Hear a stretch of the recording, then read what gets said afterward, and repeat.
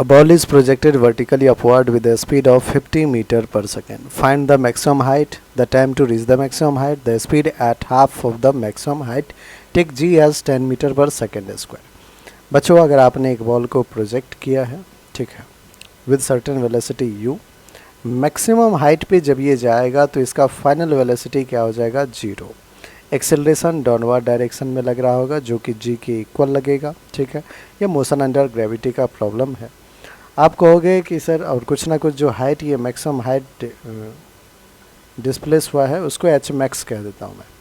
Using third equation of motion, using third equation of motion we can say that final velocity v square equals to u square plus 2as v final velocity 0, 0 का square is equals to u, upward है तो positive ले लेते हैं, तो u square, u कितना है बच्चों, 50 मीटर पर सेकेंड, तो 50 इंटू 50, ठीक है।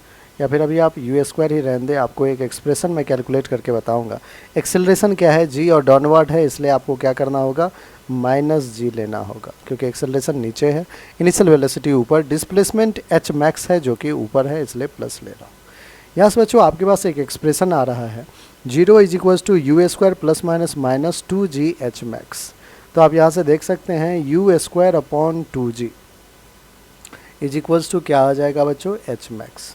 तो जो मैक्सिमम हाइट आपको कैलकुलेट करना है, अगर आपको बच्चों इनिशियल वेलोसिटी पता है, g की वैल्यू पता है, तो आप मैक्सिमम हाइट डायरेक्ट इस फॉर्मूला से h max you square upon 2g से फाइंड आउट कर सकते हैं, ठीक है।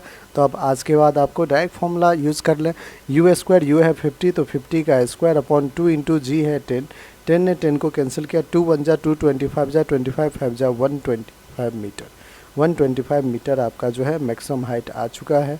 नेक्स्ट अपन चलते हैं और क्या कैलकुलेट करना है बच्चों, the time to reach the maximum height. अब कितना टाइम मैक्सिमम हाइट तक जाने में लगा है बच्चों, तो आप कहोगे कि सर ये तो हो जाएगा v is equals to u plus AT का फॉर्मूला यूज़ कर लो।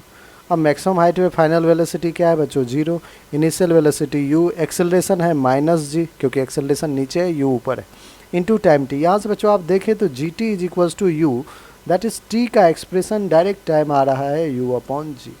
अगर u का वैल्यू पता है, g का वैल्यू पता है, तो आप पुट कीजिए, और टाइम की वैल्यू u है 50, g है 10, टाइम कितना आ गया बच्चों, 5 सेकेंड, 5 सेकेंड आपका बिल्कुल करेक्ट आंसर है। नेक्स्ट सी पे आते हैं। सी में क्या कहा गया है कि the speed at half of maximum height. बच्चों मैक्सिमम हाइट पे कितना स्पीड होगा ये आपने कैलकुलेट करना है। अब देखिए आपको यहाँ पे जो वेलोसिटी स्पीड है u वो पता है 50 मीटर पर सेकेंड। लेट्स से ये मैक्सिमम हाइट पे आ गए, मैक्सिमम हाइट आपको पता है बच्चों कितना, 125 मीटर, तो हाफ ऑफ मैक्सिमम हाइट मतलब 125/2 मीटर। यहाँ पे स्पीड पूछा है, ऊपर के डायरेक्शन में होगा कुछ, अब कितना होगा ये हमें कैलकुलेट करना है। तो v पता है, u पता है, h पता है, एक्सेलरेशन पता है, तो क्यों ना v square equals to u square plus 2as use करें। v हमें फाइंड करना है तो v स्क्वायर, u 50, 50 का स्क्वायर, ठीक है, प्लस का 2, एक्सेलरेशन माइनस g जो कि 10 हो जाएगा, और डिस्प्लेसमेंट 125/2 क्योंकि मैक्सिमम हाइट का हाफ है।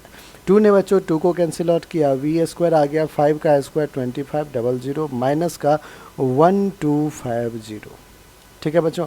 सॉल्व कीजिए, v स्क्वायर क्या आ गया, 0 माइनस 0 विल बी 0, 10 माइनस 5 5 हो जाएगा, 4 minus 2 will be 2, 2 minus 1 1250, v is equals to under root of 1250 जो कि बच्चों कितना आ जाएगा 35 मीटर पर सेकेंड जो है बच्चों वो आपका बिल्कुल करेक्ट आंसर है, ठीक है।